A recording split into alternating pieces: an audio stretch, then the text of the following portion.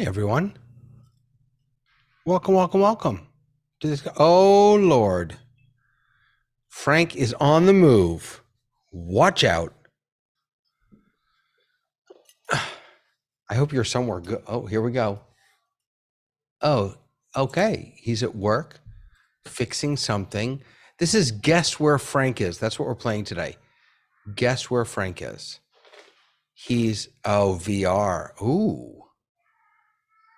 Was this the big Zoom announcement that you were teasing us about last week? Zoom is now in 3D.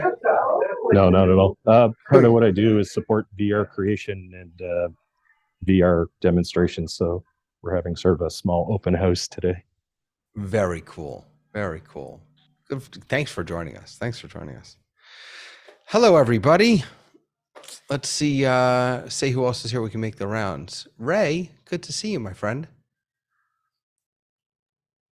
Hey there, how's it going? Good to see you. And Hasmuk, who's in the dark. It's bedtime, Hasmuk. Oh, there you go. You got your, you got a new Mac, your updated Mac software there. We got your thumbs up. I like it. And Robert, good to see you, Robert. Good to be here, David. Everything going well with you?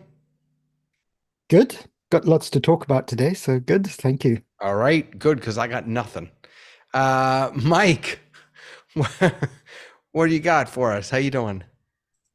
Doing good, doing good. Actually, there was a newer version of vMix, which I could talk about later on, but with some Zoom-related updates in it too. So I could talk about that in a bit. Nice. We can talk about the fact that my ISO is not working, which is a little frustrating to me. I don't know why. I can't what do you call it? I can't spotlight anyone. I just can't do it. Wait a second. Oh, I know why. Okay, folks. So rule number 1, before you blame the software or the hardware, make sure that you're not an idiot. Because now it's working. And Oh, they my call Lord. that officially user error. Yes, we do. I had forgotten. I had initiated the co-hosting portion, but you know that whenever you want to co-host someone, you get that, what I find to be a very annoying pop-up, which makes you confirm that you want to co-host that person. If I've gone to the trouble of opening the panel, clicking on their name, clicking on the drop-down, going down, choosing co-host, I'm not sure why I need to say, yes, I actually meant to do that, but I did not click that, so I apologize. It's a feature. I'm sorry, It's a feature. That's right, not a flaw. Sorry, Robert. Go ahead. David. Just go on. Just walk me through this. On ISO, you wanted to make your ISO machine the co-host. Yes, so that I could spotlight people. You're not logging into ZoomISO. No, so I'm in this meeting twice. Me as the host, that's just my vanilla Zoom. And then ISO, I joined from a separate machine. I co-hosted. I don't have you can see it says ZoomOSC ISO Tortakai there. There's no camera on. I don't even join the audio, and I control the meeting from a separate machine. That way, if one of the two of them crashes, I always have access to the meeting. And also ISO doesn't have all the bells and whistles that this vanilla client does. Are we talking about ZoomISO here? Actually, for me, it's ZoomOSC? OSC. For me, it's OSC, but it would be the same thing. When I use ISO, I do okay. the same thing also. Okay, because with ZoomISO, you need to log in to ZoomISO to enable the feeds to come out of ZoomISO. And so you log in through the ZoomISO login. And that's why I wanted to just bring up something, because I had a similar issue this week, and we talked about it in After Hours, is that, you know, the new security option in Zoom where you can inhibit local recording to participants of a webinar? If you inhibit that local recording, you can't enable ZoomISO if you've selected record as your method of capturing Right. the. It's a very tricky one because it's not all that obvious. Yeah. So unless could you, okay, so let's just back up for 1 second. So there are officially 2 ways to allow ZoomISO, or OSC for that matter, but let's stick with ISO right now, to capture the data. One is through using record permissions, and the other is through stream permissions, I believe. And so you can choose in ISO which of those you want to use. And now there is an unofficial third way, which is to just co-host the person. Is that correct? No, not that I'm aware of. Because that's what we all did before the change. We just would co-host anyone who was on an ISO or an OSC machine, because co-hosts by default have record permissions, local record permissions, I believe. I'm not aware of that. I haven't seen it being done anywhere by anyone. So maybe it was something that was done in the past before they set up this new system. Correct. We don't need to do it anymore, but yeah.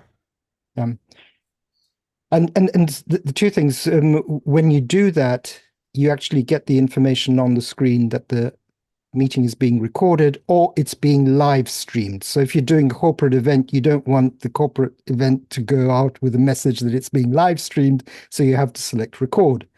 Now, this is where I got stuck because I couldn't enable my ISO machine because I had selected record, but I had inhibited request for permission to local record. And if you do that, you will not be able to enable the ISO engine at all.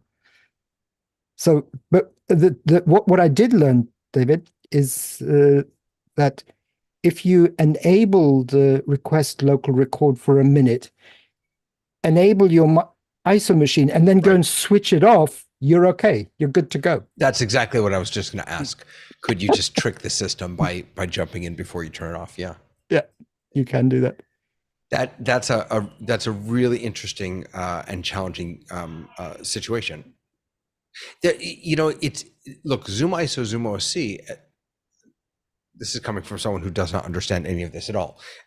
They are relying on rather than doing something unique to grab those feeds. They're relying on two permissions standards to do that, either the record or stream, which is the new one. So until ZoomISO decides to have its own permission structure, it's going to lead to rely, I guess, on one of those two. And because you don't want in a corporate setting it to say, hey, we're streaming this out, you're right. That's a problem there. Wow. Yeah. So you were doing your rounds, if I can let you continue, because I interrupted sorry. you. Sorry. No, that's good. So we said hi to Hasmuk, Frank, Ray. We said hi to Robert, Mike. I didn't say, did I say hi to? Yeah, I said hi to Mike. Really, it's Mike. It's Mike. Pete. Yeah. Wow. It's Mike. Wait a second. Yes, with my Wait. antenna, as you keep telling me. Yeah. Wait. It didn't work. Oh, there it is. It's Mike. Okay. And James, are you here? Are you on camera? No, you're not. You're off camera, but you're here. Mr. Iddles. Oh, he's back. James is here. I was just gonna say I'm here, but I'm delusion of working. I can't show up in a live stream. The illusion of working. I like that. And Mr. Iddleson. Greetings, gentlemen. Hello, sir. You are every time we see you, you've got a different background, you've got new toys, you're in a different space. It's crazy here, and my wife has decided it's time to put up holiday decorations, and since she's on crutches, I become the decorator. How's that going, John? I'm looking forward to January 1st. But the worst part is it's like when you've done a show and you have to strike the set. That's the worst part. Setting it up is almost okay because you are anticipating the show itself. Yeah, because it's like 2 a.m. The good news about it, now let me get my prop. Oh, he's bringing a toy in. No, this is less exciting than you would think. I've been looking for this connector that I had for years, which does the USB A, I think it is, to micro, because I have some cords that I need, and I knew I had them, and I had no idea where. And they somehow got it into one of the decoration boxes, so there was some reward for all of this. Well, yeah, but now you're going to set your decorations up, and something's not going to plug in, and it's because you took that out of the decorations box. Exactly. I'm not sure what it is, but I'm hoping we won't find it. That's fantastic. I'm trying to resist getting a new Apple TV so I could test Zoom on it. Oh, we have to talk about that. Yes, I actually installed it the other day. I tried it at home. It was pretty cool. We'll talk about that in a second. Let me just jump real quick. Say hi to Mr. Pete. Mr. Pete, how are you, sir? Here we go. Just working? Yes, I think so. I need to get a new camera because for some reason, the wire on the desktop camera is loose or something, causes the computer to crash or software to crash sometimes. So I'm on my tablet phone continuity camera. This is my Samsung tablet, and I'm using IV cam through my Wi-Fi network here for it. So we should all pitch in and get you a new camera. Yeah. I want a camera that I can move around and not worry about the wire wearing out. That's one of the biggest problems right now. So why didn't you try the new Osbot? It's the Airtail, I think it's called. You can actually, it's got a battery in it. You can walk around with it if you have to. Right. What's it called? The AirTail. Don't AirTail. understand that name at all. All The right. OBSBot AirTail. So I have the regular OBSBot here. I wonder if I can get it working. Oh yeah, I can actually. So this is,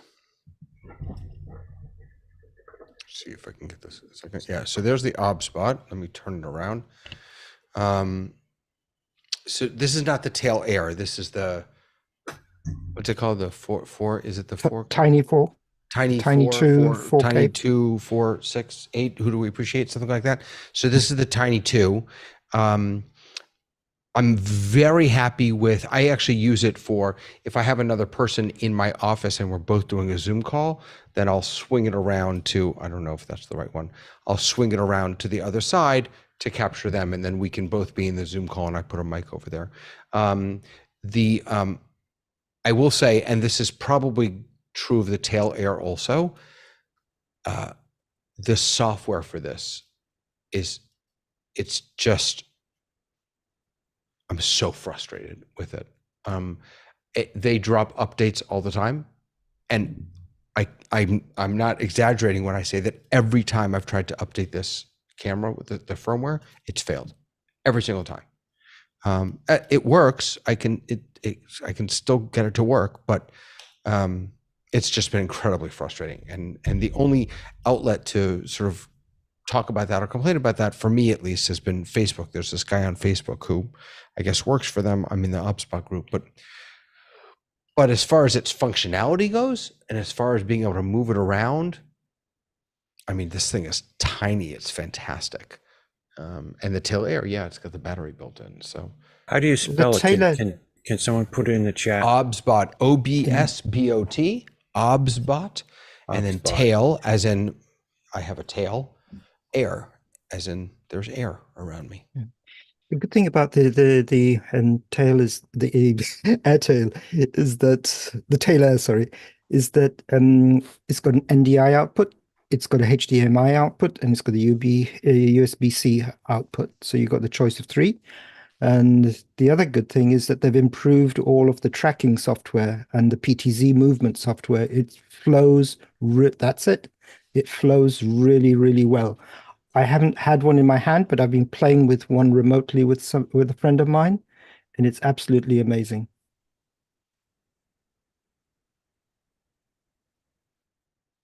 So this is the one I've been using here, the Tiny 2, which just came out, and then they immediately turned around and did the Tail Air, which kind of upset me because so this is the newer one, and then the Tail Air is the big guy.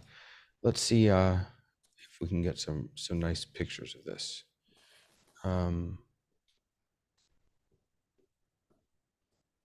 Tiniest 4K PTZ. I'm doing an unboxing for you. Oh, you have it there? Mine just arrived. That's the Tail Air? Tested it. Oh my goodness. All right, go for it. It's all you. Well, no, usually I would open it up and test it before I'd unbox, but there it is. And I got it primarily for the NDI. It looks like the regular tail, or the regular OBSBot, only before it shrunk. I have the other one here, but the design's exactly the same. So I'm looking forward to testing it once I get done with all my honeydew list. So John, we'd like to hear that, because apparently they have a bigger sensor in it, and there's a lot of other good things in it. Yeah, there's Oliver had one, a pre-release one, when he was here and we were playing with it. So I was impressed. So I went ahead and ordered one through the Kickstarter. So I got one of the earlier deliveries. So hopefully I'll get it up and running. Does the air on it, is that meant to be that it doesn't need to be plugged in? Is that what that's about? Does anyone know?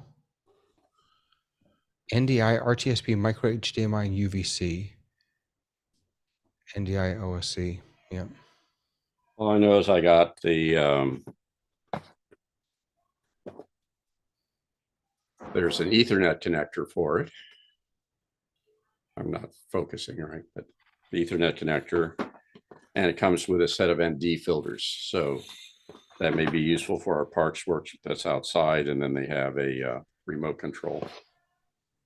Wow, you got your Christmas present early this year, John. That's exactly it. And if I only had time to do it, right? Trying to deal with it. It literally just John, a day ago. yeah, John, my suggestion is when you're doing the NDI stuff to make sure that you're using that Ethernet. Yeah. Oh, yeah. Well, if you tune in on Wednesday, Oliver and I are Oliver's using me as his surrogate US guy. So we're building a MIMO Live NDI demonstration box. And we're probably going to have a number of these hotspots if it works, because then basically in what would be a simple Pelican case, you'd have 3 remote cameras, and if you're not using their cameras, if people have an HDMI camera or an SDI camera, you just put the converter that to NDI, and then you just do everything with Ethernet. So What are you actually trying to achieve, John, with 3 cameras? Well, actually, this is just for demo purposes. But what we're trying to do is we have, okay, this would be convoluted, but we have our county and city community broadcasting channel, the cable. And they have the Access Monterey has to do it for multiple city councils. They have to do it for Carmel, Monterey, Seaside, Marina. And then they have a number of other agencies like the school district and the water district. They all have different systems. They all have different switching, but they all have PTZ cameras in their rooms. And so the idea is they're going to hook up NDI adapters to all those cameras, and they'll just come in with this case. So they'll be using the same software at whatever venue they're at. And then the next move is, since the MIMO Live can use an iPad as a control surface, then they're going to try to move it so that the people at the agencies end up controlling it, where they don't have to send a technician there. So this is the first step of that process of just building one that we could take around and test it, and not being able to be sure we'll be able to tap into their cameras. We're just going to bring 3 cameras. And for the parks, every once in a while, there'll be an event where a multi-camera shoot would be helpful. Brilliant. I'd love to see you doing that. That's going to be really interesting, because from my point of view, what I'm trying to do, I'm trying to put this into a conference room, having them pointing in different directions, and then controlling them by which microphone on the conference desk is enabled. You should have been on After Hours earlier this morning, where they had a person demonstrating the, I think it was either the Sennheiser or the Shure, but the one that's the tile speaker, and it has 20 microphones in it. And in this one conference room, they were using that, not for the audio, but to use it for pinpointing speakers and aiming the cameras. It was pretty impressive. That's anyway, what so you're more than welcome to follow along with us. We've got a number of people who are sort of building similar systems at the same time. That's fantastic. How do we get onto your session on Wednesday? If you go into After Hours, into the MIMO Live session, he has a Excel sheet with the parts that we're buying. Okay. But the nice thing about it, really, it doesn't take many parts.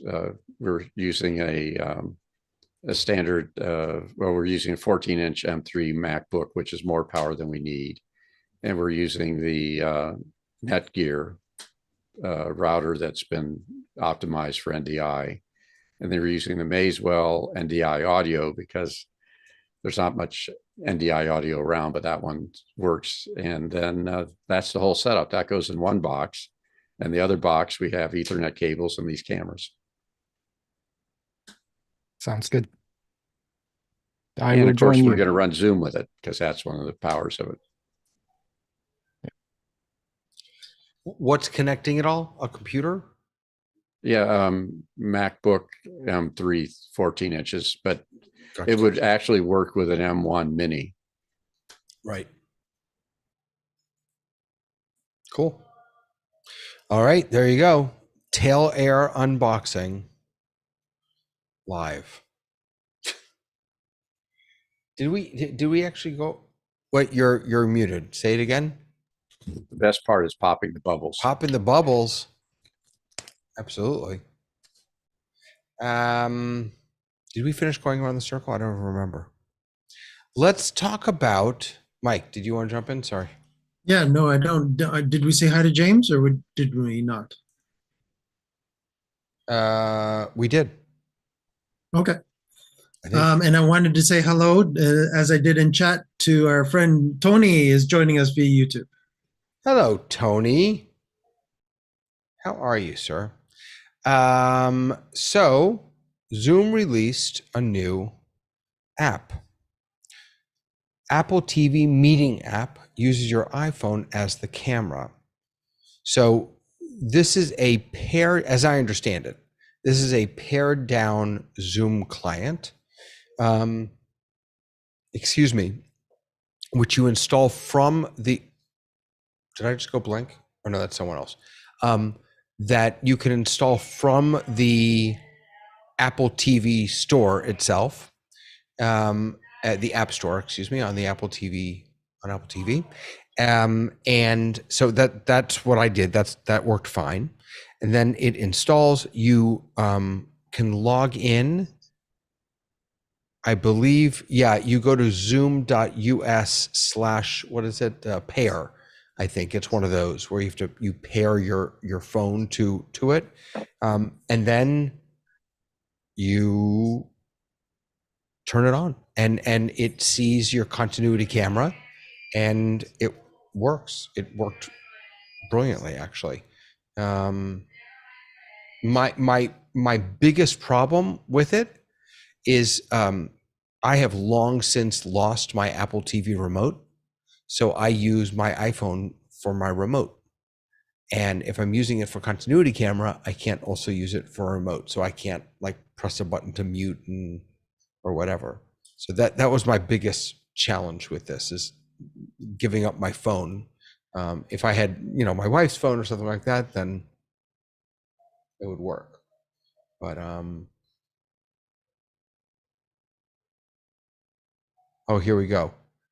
So this is from the article from The Verge. He also had the same problem. In the screenshot above, you can see what the screen looks like after you log in. I didn't have a second phone or camera handy, and continuity camera doesn't send a video feed when you're taking a picture. So again, if you only have one phone, you are giving that phone up as your camera. But yeah, it's a very basic interface. New meeting, join meeting. You have your meetings. So the nice thing about this, and this is how I used it, the way that I used it, is that because it's linked to your Zoom account, if you have meetings set up in your calendar already, they'll just pop up here and you can just join them in one click, which is really convenient. And then you see in the top right-hand corner here, the lock your iPhone to resume continuity camera. Because if you want to use a continuity camera, your phone has to be locked.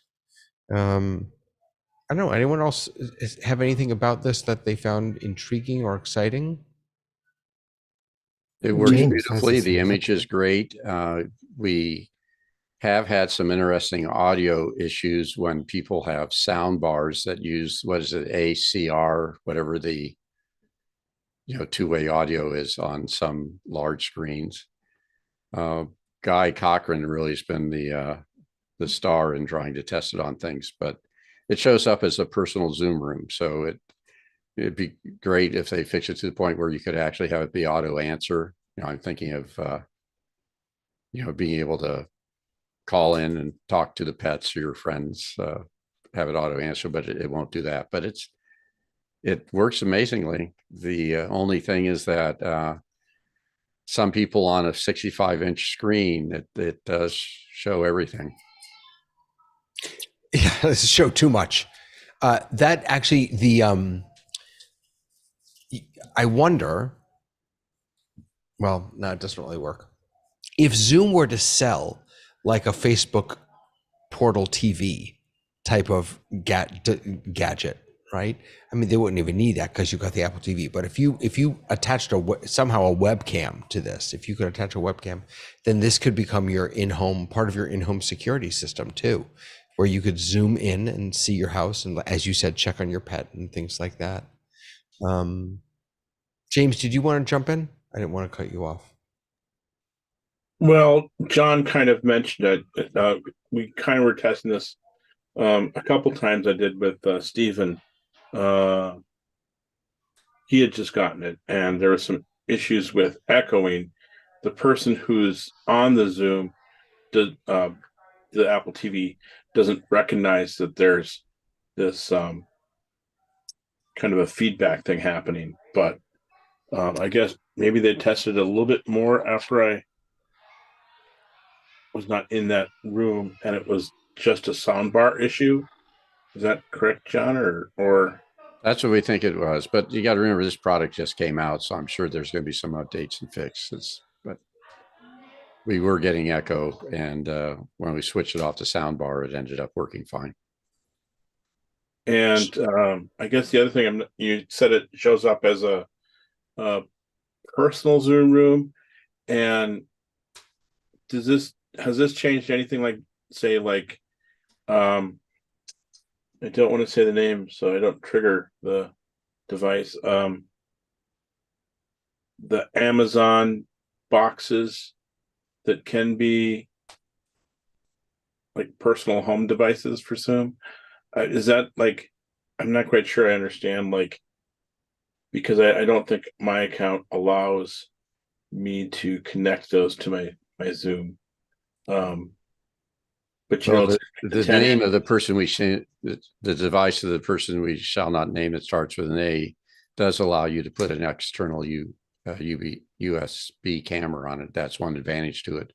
But the image quality that I got on using that device was not as great as it was with the iPhone being your camera.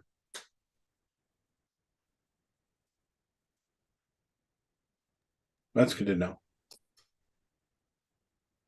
There was also an interesting note on office hours today about this setup, that in smaller organizations, this could probably replace a video conferencing system at a far lower price.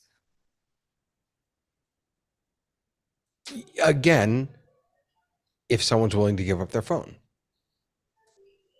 And buy an Apple TV box. Well, the Apple TV is easy, right? I mean, the Apple TV, $99. That's nothing. For me, the kicker of this, the problem with this is the camera piece. Can you plug a camera, if you just have a webcam, can you plug that into a television? Like, I don't even know. Can you do that? You can plug an external camera into an iPad. Now we're doing that with the Ivy. No, that I know, but I mean with into a TV. Like, do TVs have? Most TVs won't take a camera don't. feed and do anything with it. Okay, I've so tried. it's an extra. So we all just need to keep an extra iPhone around. Yeah, And when then you're it right. comes to TV manufacturers, they were contemplating building in cameras into TVs, and then there became a lot of privacy regulations that came about because of that. Because of, anybody walking in front of the television officially could be broadcast live. But getting Apple TVs in the conference rooms is not hard. There's a number of places where they just added them, so it made it so much easier for people to share their screens. So getting them to upgrade to the new one, I know one facility that bought about 150 of them when they were $200 or $250, and of course now the new ones are the $99 one is without Ethernet, so you really want to get the $150 one that has Ethernet.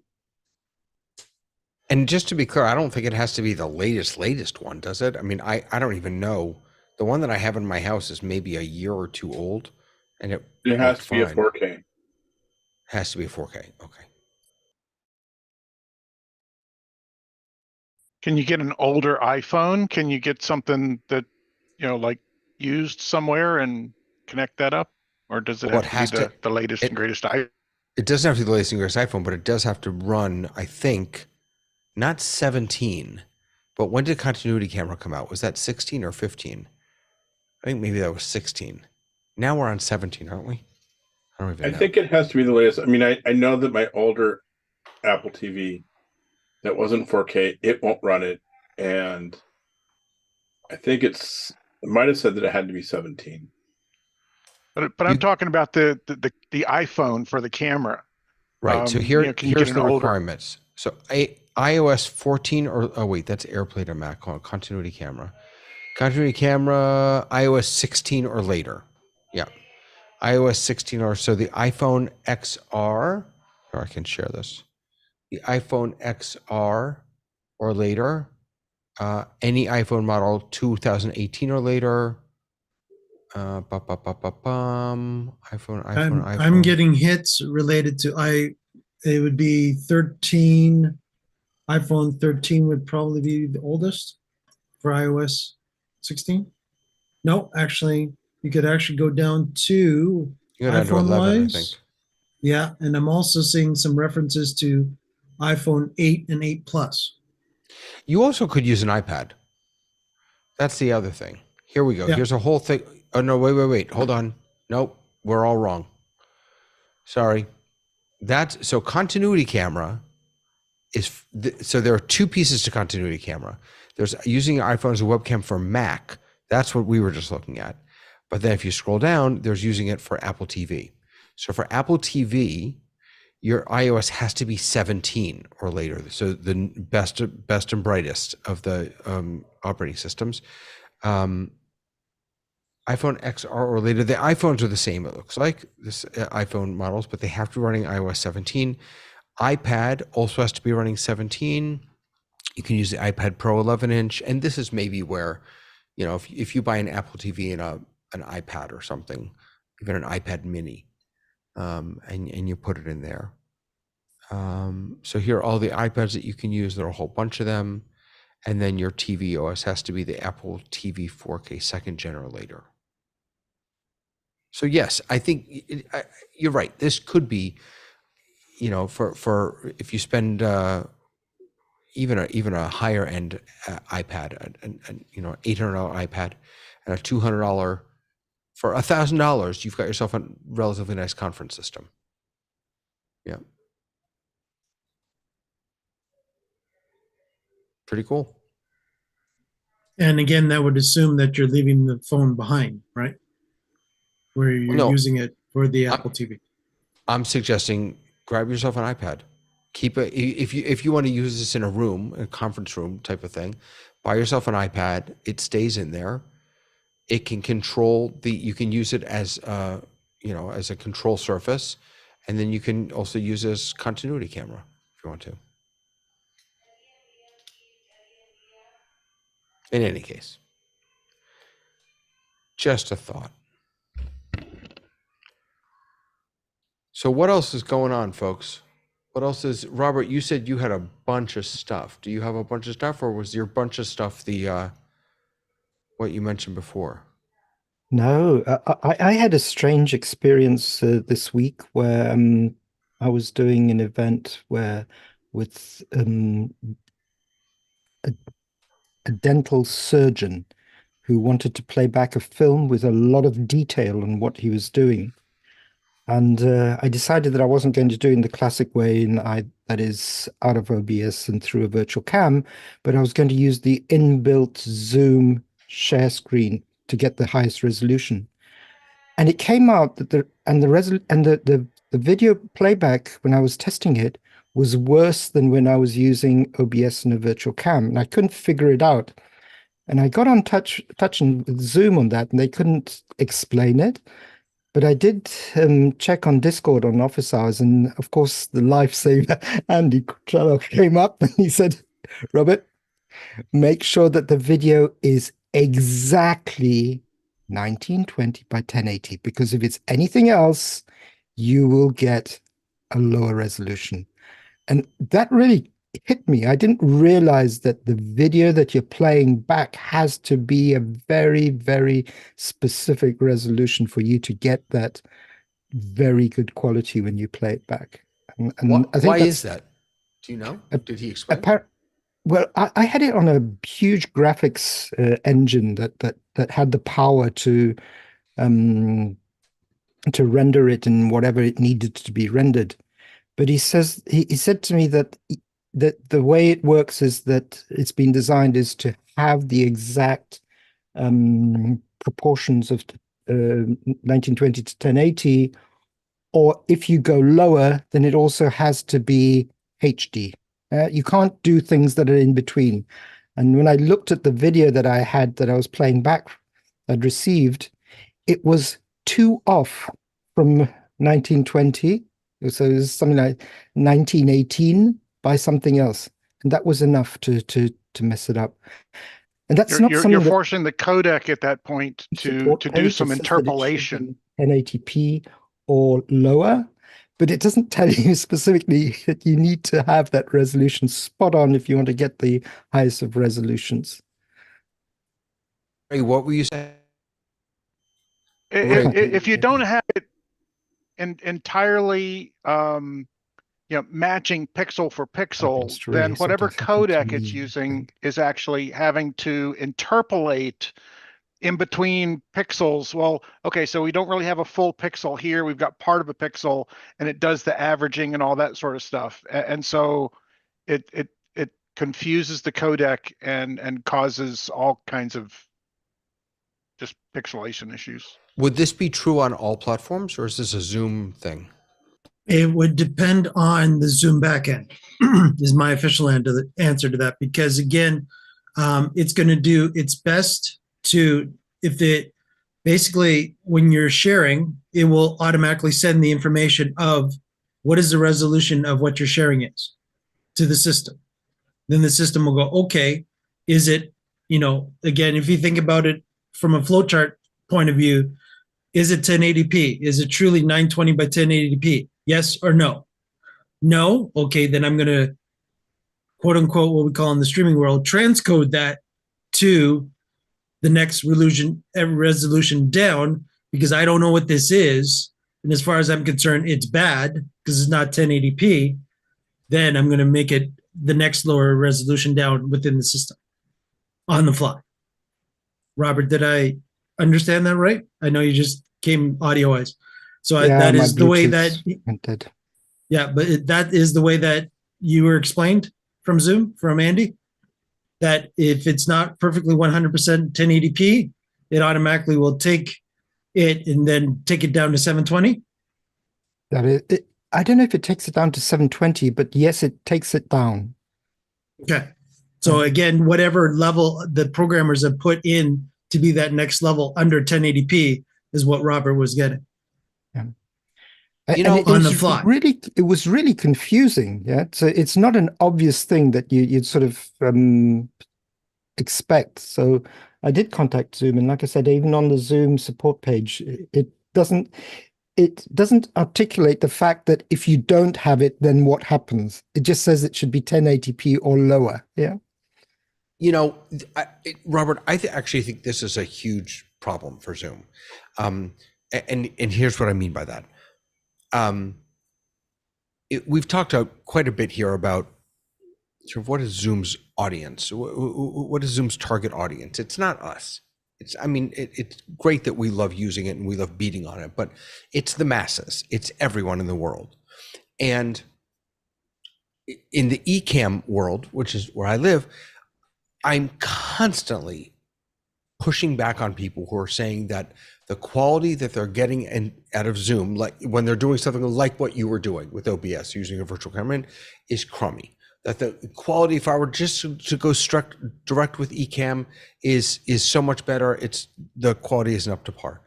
And so here, now I'm getting to the problem that Zoom has is that there is no easy answer. Is that if someone isn't asking for full resolution by being in speaker view, if your window isn't in full screen, if someone's on a phone, if the video isn't 1920 by 1080, like there's so many, and I'm not suggesting this is Zoom's fault. I'm just saying that there are so many possible reasons why the quality wouldn't be as good as we would hope, that I don't know how anyone can it's just very difficult to succeed. It's very difficult to make the case that this is the best platform when we run into a problem, and because it's so complicated and so difficult that the people at Zoom can't even give you a straight answer as to what the problem is. There, David, you nailed it exactly. Again, coming from the streaming end of this and doing encoding for 20 years, basically the scenario is it is always going to be garbage in is garbage out, right?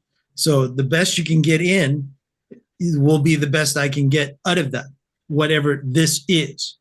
Now, again, if this is bad audio or bad video, or resolution is 25.94 and not 60, or 30 and not 29.97, again, we're talking interlaces versus progressive frame rates. And then we're talking about, PAL versus NTSC. So where Robert is right now, he's running the PAL system. Where we are in North America, we run the NTSC system. So he's based on 25 frames and 50 frames, where we're based on 29.97 and 30 frames and 59.94 and 60 frames. What? And so by now, the way, can we just, what's wrong with us? Really? 29.97, what is that? Come on. That is from the old broadcast world. That is the old internet. Yes. Again, they needed that to make interlaced television, which is the old tube television as we know it. Back from David, it comes from the days where 12 inches made a yard, etc., etc., etc., and not 10, 10, 10, 10, 10. And whatever you need to know is just multiply it by 10 and you get the right answer.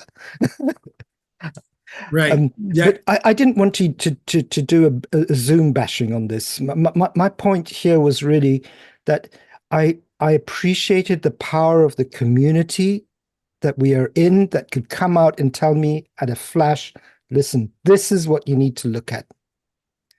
And that was so powerful. Like last week when I came up with this issue with sessions, Ray said, this is what you need to look at. And I got an email after that and said, if you want to talk about it, contact me. The power of community, it's unbelievable. And I'm with you. I'm not bashing Zoom at all. I mean, God help me. I can't even begin to fathom the complexity of what they do. All I'm saying is that when you are trying to sell a very complex system to very non-complex people, and you want the masses to use it, you have to be able to answer questions like, why doesn't this look good? Simply, you just have to, because that's going to be expected, whether your answer is a good one or not. And it's just very hard. It's very well. Years ago, there was somebody that had an ad for the easy button. You could hit the easy button, and I think what Staples, Zoom really needs is a simple button. They need a button that the average person can click and simple. And if there's anything that's not right, it will do its best and maybe tell you, hey, you might consider kind of making this switch, and maybe some AI that kind of then goes in and says, maybe the difference between original sound for musicians. Right. If you're a musician and you know how to use this, you can turn off all of that echo and everything else and control it yourself. But the average person doesn't really want to do that. The problem with that, Zoom right? simple mode. The problem with that, Ray, is that that's exactly what they did. You're right. Original sound is a great example of that. That's exactly what they did. They said, don't touch it. They tried to hide it, right? Don't turn this on, because please let us take care of this for you. And then we all got upset and frustrated. Wait, why can't I turn it? Why isn't it persistent? Why when I go to a breakout room, it turns back off? So, I mean, they can't win, they just can't win, but you're right. Yeah. I think you're right about that. I'm thinking more about understanding why, and understanding and being able to explain why something doesn't behave the way you'd expect it to. And I think your case, Robert, is, I mean, in a million years, I never would have thought to look at the aspect ratio. I didn't. I admit it. I didn't. Yeah. So I don't know if we want to talk about this anymore, but I have another case. Like I said, lots has happened this week. And this case was a really interesting one. And considering that I've been doing multilingual webinars for over 3 years, I was really taken by surprise when we defined a webinar where we had to send out invitations. In other words, send out the link to the form where you sign up and register for a webinar in multiple languages. Now, my understanding up until now was that the Zoom client language defines the language that the person who is registering will see the form in. Okay? So that if you let's just do an example. So if Yeah. I speak Spanish, if my system language is set to Spanish, and my client in Zoom is in Spanish, then any registration that I do through Zoom should also be in Spanish. That's what you're suggesting. that's what I'm suggesting. That was my understanding. Via And the I was web. sorry. Via the web. So Robert, you're talking about the difference between what you see on the client and what you see on the web, correct? I mean, it could, because the registration is done on the web.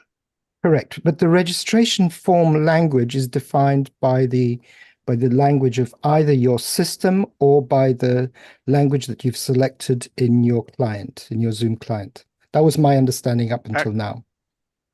Yes,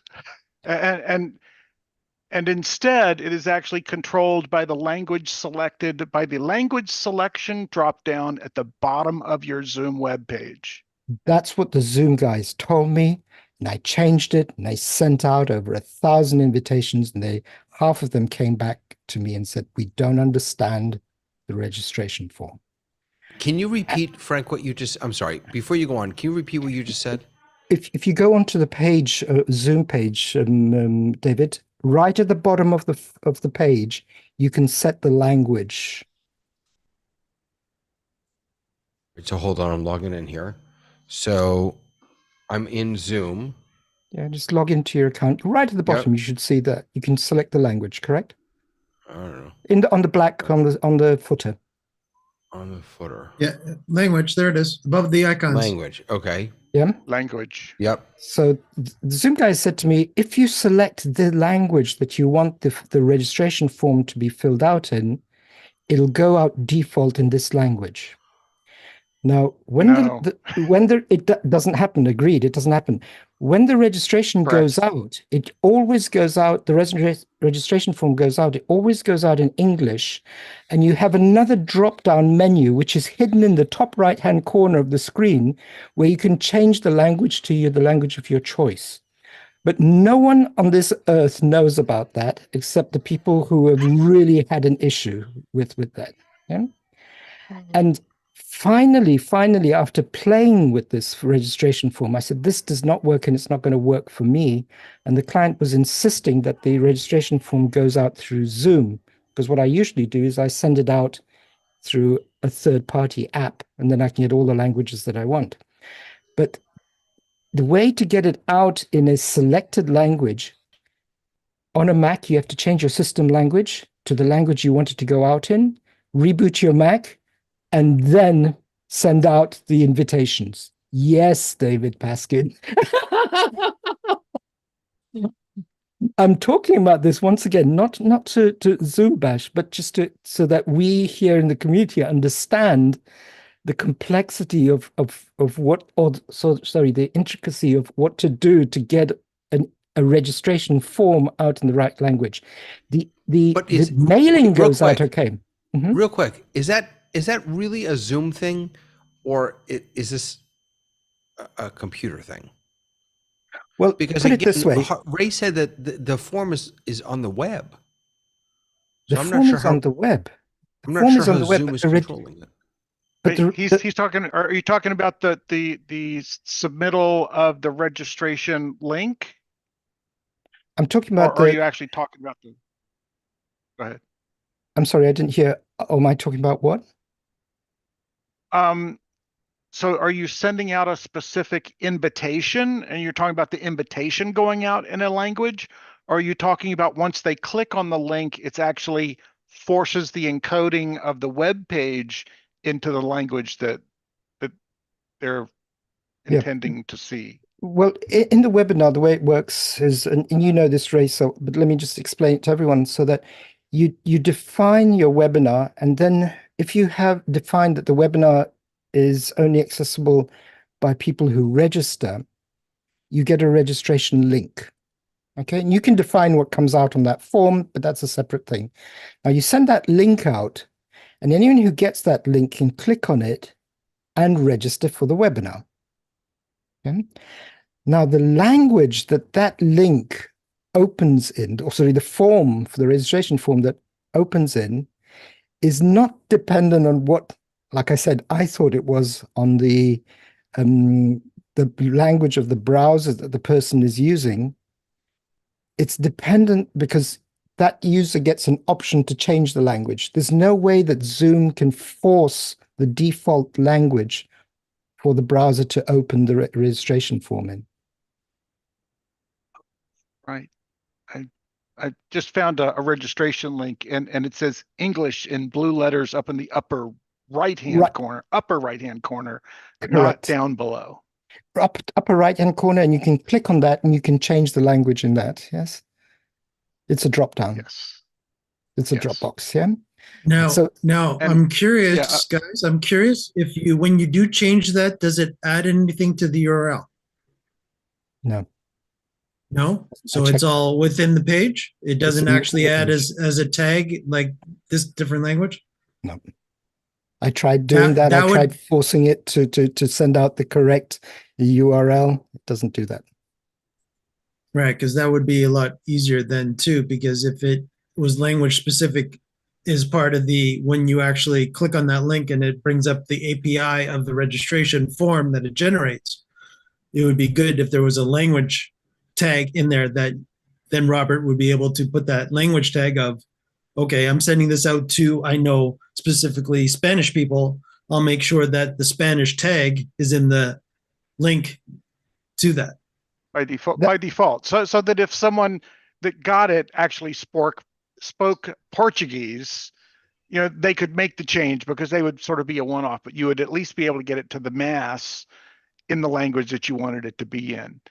And I just changed the language to German on this page, and I was amazed that it didn't work because all the text that I put into the webinar information was still in English, but then all of the other field names and everything actually are then in German. So that's exactly what it does. And that's why I don't use this registration form in Zoom. Yeah. Yeah. And it seems so, I don't know what the right word here is so not right that it shouldn't default to the user's language of their computer or their browser or whatever they're normally using. Because imagine you're sending out invitations to people in 10 different countries who speak 10 different languages. What on earth do you do? Well, and here's my, I've had this conversation with multiple people at Zoom here in the last couple of weeks, is my problem with the new feature request form. It's not a feature request form, it's a feedback form. And I've always been harping on the fact that the whole feature request system is a black hole, and I understand why it is, but you send something in there and you don't even get a response that says, we got your thing, and it's in the database. You don't even get that. And so if any of us were to go in and put in a feedback to explain what we've all really discussed in the last 10 minutes and say, we think this needs to be fixed, my fear is that someone at Zoom looks at that and goes, I don't know what you're talking about, and goes to the next one. There's not, unless we, call Andy or call, get somebody in here and go, hey, look, for an international audience, for connections across the smiles, I'm starting to call it. The reality is there are still some refinements that need to be done. And I think that centers, Robert, on your thing here, that I'm not Zoom bashing, because we know that Zoom is, leading edge, forefront. Let's throw it out on the pavement and see if it sticks kind of an attitude. And I appreciate that.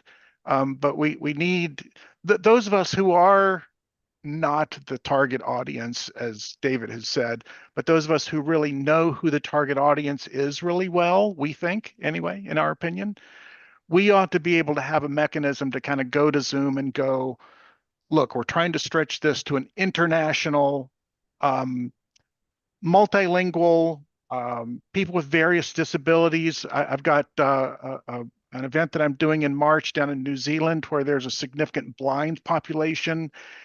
And they've said, look, we use our screen reader for Zoom meetings and webinars all the time, but now I'm trying it on the Zoom events interface, and it just it loses track of where it is and that sort of thing. So those sorts of things, I tell them, look, you're going to have to kind of live with it, but yes, I'll do what I can to kind of get this in front of Zoom and get changes so that we can really have some confidence. What I think Robert's looking to, we're all looking to, is I should be able to send out an invitation and everybody gets it in the language that they're accustomed to, and whatever their disabilities are, they should be able to read or acquire the information, and they should be able to respond without too much difficulty. That's the goal. We're just not there yet. Yeah. And the funny thing is, I've actually had this conversation with someone on Zoomtopia in one of the breakout sessions in Zoomtopia, because I said to them, listen, I also am a member of the API group, and I go into the API group of Zoom, and they have a feature request system with voting. So things get upvoted and they can see. And the guy said to me very straight, but the guys who are dealing with APIs know what they're talking about. If we get upvoting on functionality that comes from the mass, we don't know who's actually doing the upvoting and why it's being done. So I don't want to get into that discussion, but I think the solution that you're suggesting, Ray, is absolutely spot on. And I do realize that we have different requirements, but our requirements are also the requirements of a lot of organizations that go global. Well, Robert, I think what's fun is we really bring up the edge cases. And so, but that's what my whole career at the university was always being on the edge, because that's where change happens. I think, the next down the road is this is fascinating because you had to use an outside solution. So I think Zoom thinks about, if somebody's doing something, needs an outside solution, we need to figure out how to bring it in if it's meeting enough of a need. But going forward, wouldn't it be great if, in fact, you could get the invite into proper language, that the forms and how they entered the forms was in the proper language, and when they logged in, it automatically took them to the interpretation channel that they had signed in with. You're speaking, that's like, I don't know what the expression is, but it's like honey to my ears. It's so, that would be a dream, just instructing people how to select the interpretation channel is a challenge in itself. No, I know. And that as I said, hearing this discussion, I wasn't thinking, I understand the problems, how to get there. But if we're going to ask for a fix or articulate it, part of it is what we're doing here is what do you have to have happen? And I think we explain that, because obviously getting it in the right language is critical, both for the form and then when you get the materials. But the real problem for me has happened when I get there and I have to explain to them how to turn on, the different languages that they can listen to it. And John, if I can just jump in there, and that's on the presumption that everyone joins at the beginning and you have the opportunity to tell them. Yeah, Because that's what I'm saying. So if it could be linked to their signing in, Heaven that would forbid be they're perfect. 5 minutes late. Yeah. Robert, so my question for you is that, so if you send something out right now, because obviously you're based in Poland, will the form actually fill out in the Polish language? Mike, that's, I'm smiling because I do most of my work on a Mac, which is in English. So because the system language is English, nothing goes out in Polish by default. Okay? So that's a smile on my face. I'll tell you what is funny though, and it really tickles me, is that the registration forms for webinars are the issue. However, Zoom has figured out how to send out emails, and those emails go out in the right language or received in the right language. So if I can actually force in Zoom, I can tell Zoom when I'm doing setting up something with registration to email all of the registrants in either a selected language or the default language of their system that they opened an email in. So that they are aware of the fact that there is a requirement for the person receiving that link or reading the form to be able to understand it. It just hasn't hit them that the registration form for webinars is also a form that needs to be understood to be able to fill it in. And Robert, I just tried to log into my account, or I was in my account and I went to look and everything was in German, and it's like, oh, okay. That transferred over to my profile, but now I'm looking at my profile, and it's one of the things that I like too, because there's a lot of things that you get from Zoom that have the time put in your time zone. Because if you are using your Zoom account email address, it goes, I know his time zone, and it also says, I know his language. And so I wonder whether having a Zoom account and registering with your Zoom account, when you get something, is there a connection made at that point that could be utilized? Obviously, if you send it to somebody who just dropped in from outer space and we don't know what language or anything in Zoom, they don't have a Zoom account, Zoom can't know. But for anyone who has a Zoom account and has filled out the language of choice and the time zone of choice, we ought to be able to do all of those things that you and John and I and all of us have said. You should be able to go into Zoom and immediately see translation. Everyone here speaking English and I speak this language, and it ought to just take you there, or at least ask you in your language, hey, would you like for me to set this up for whatever language? You know what happens, and I'm going to change topic a little bit, but do you know what happens in WebEx when you have interpretation in WebEx?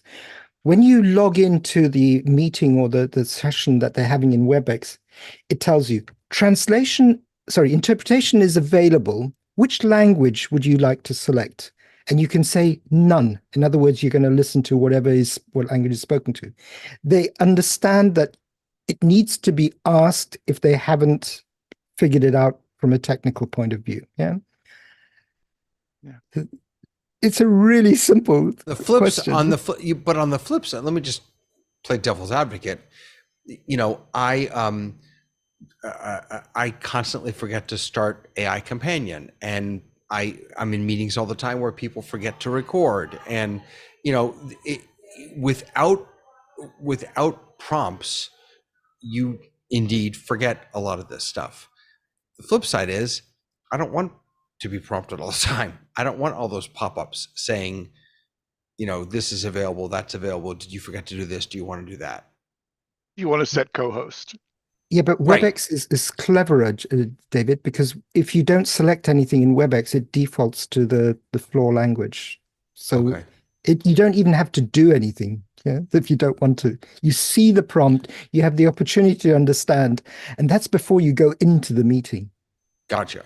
See, one of the things that is persistently frustrating to me is when, even in this meeting, when we go live streaming, there's a pop-up that comes right in the middle of my Zoom window, and it won't go away until I click in it. And oftentimes my mouse is over on some other screen, and I know, again, this isn't even first world problems. This is alien problems. But maybe if the screen would pop up and then go like it does in iOS, right? You know how you can set it to either pop up and stay persistently or pop up and then fade away. Could you get a separate window that is your notification window that all of the notifications go into rather than in the middle of your screen? You mean like another panel, you've got participants panel, you've got meeting chat panel. maybe a notifications panel. notifications panel. Yeah. Yeah. Yeah. But if I were to vote, I'd prefer Zoom to introduce roles other than click on notifications to go away. I think roles play a much more important part for the type of work we do than the notifications. But David, I heard someone respond to this the other day, and he said, well, that's why you have two hands. You should get yourself two mice, and then you'll be able to multitask. So I have a mouse in this hand and I have a trackpad on this hand. I'm ready to go. Bring it on. Well, and I wonder whether long term, this is an opportunity for using AI. AI could sort of look at your settings that you have in your meetings. And if you're in a meeting with 3 or more people and the record button is not on in the notification window, it might pop up and say, "Dear Dave, normally you would have recording turned on with this number of people. Would you like Hello, me to turn it on, Dave." please? Yeah. Oh, Dave. Yeah. Can't do that, Dave. Yeah. Yeah, exactly. The other thought that I just had to take that to the next level would be that Ray was talking about is the fact of in the actual Zoom client, there to be an actual, if you're hosting a meeting tab, let's call it. I'm doing this on the fly, so I'm just thinking about it. So basically in there, you already have your presets of, David, do you want it to automatically, every time you start a meeting, to automatically have AI companion enabled? Tick box, right? All these extra tick boxes, so that when you connect, the client tells the system that David wants this to happen for the meeting. Right, and Zoom does have a lot of that. There are a bunch of those tick boxes you can do. I'm thinking more about, I don't know.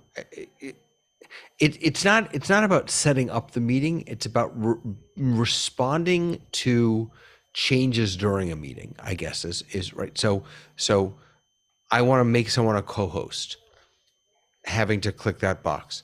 We're live streaming, having to click that box. The meeting's being recorded, and I completely understand why they have those there for recording and live streaming. I mean, if you're in a corporate setting, it could be a real problem if someone says, you recorded me without my permission. I completely understand that.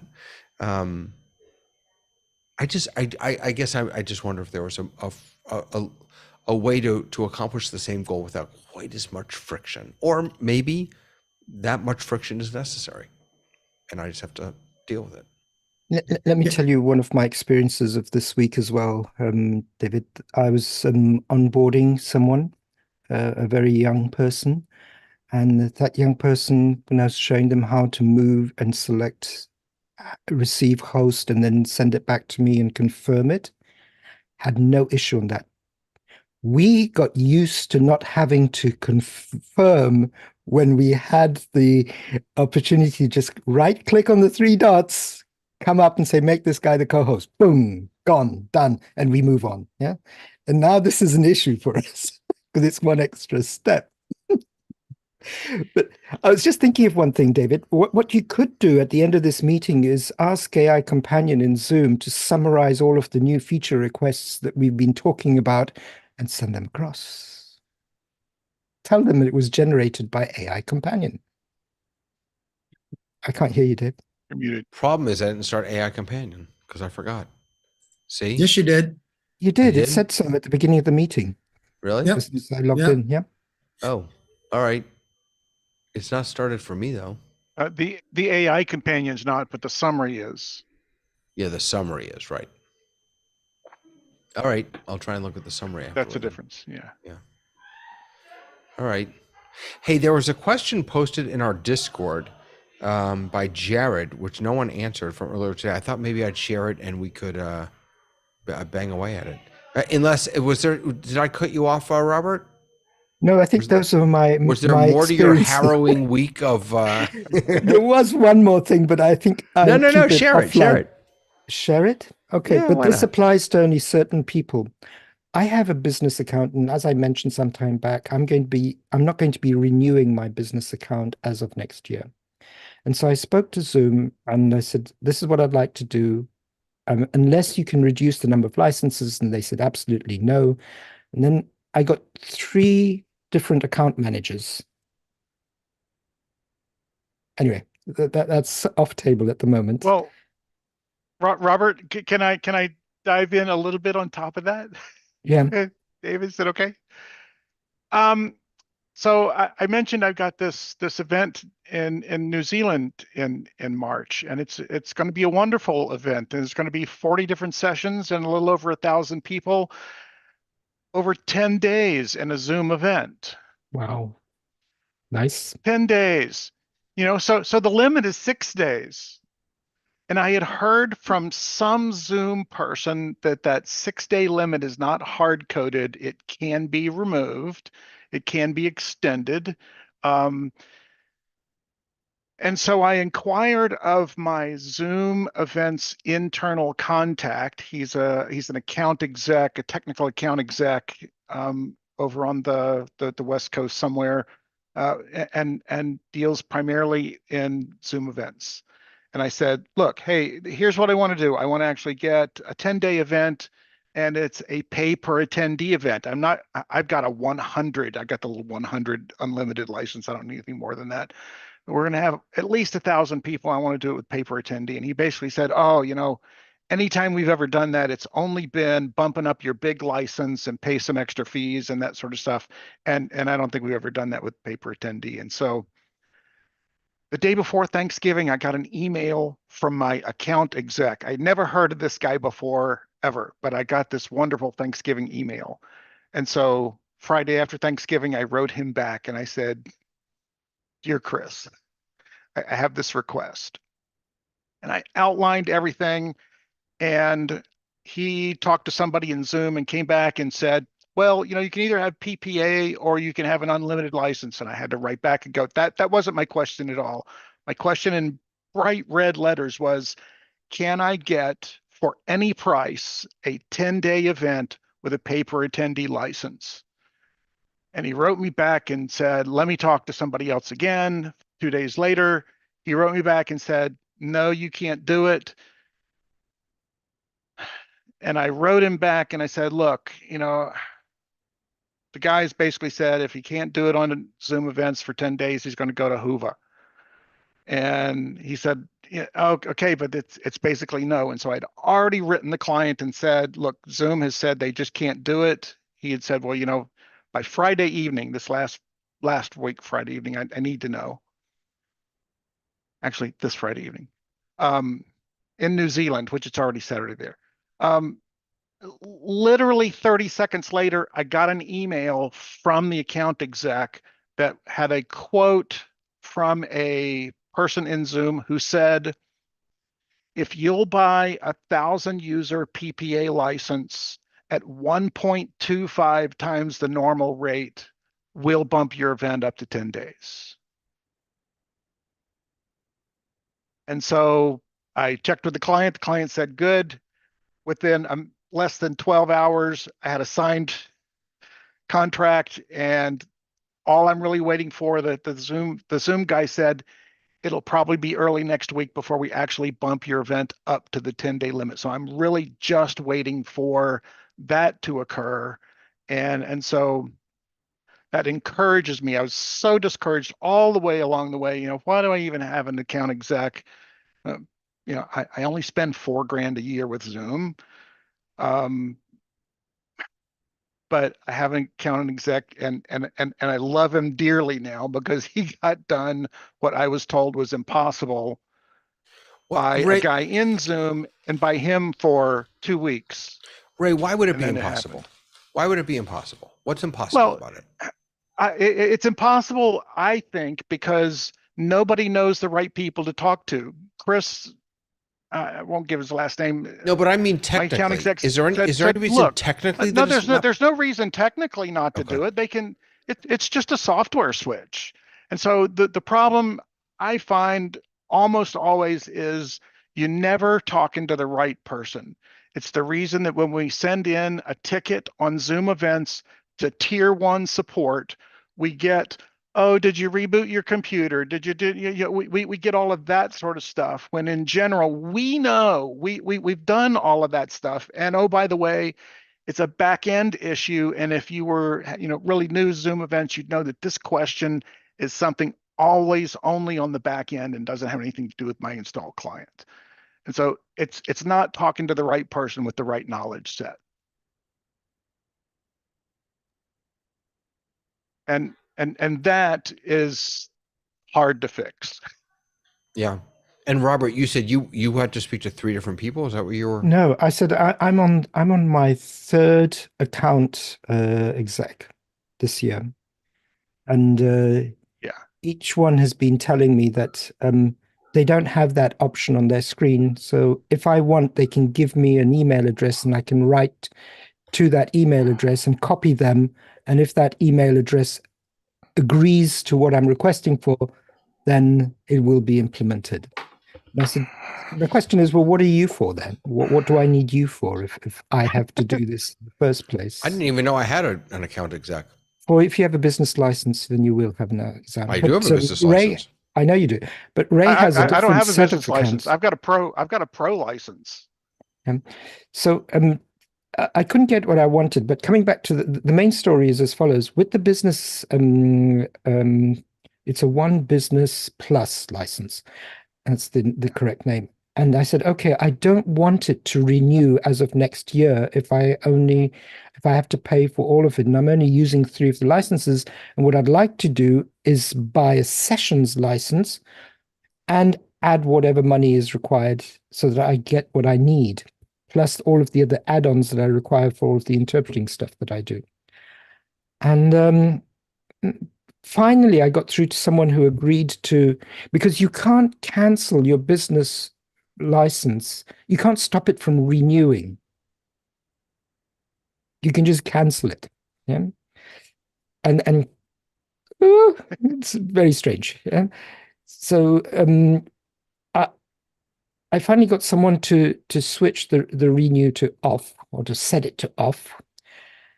And said, well, in order to maintain all of the other licenses, you need to buy a pro license in addition to that, which will become active from the day your business license expires. So I said, fine, that's no problem. Give me a pro license, and I'll figure out how many of these pro licenses I need, because I need a couple, and stick it together.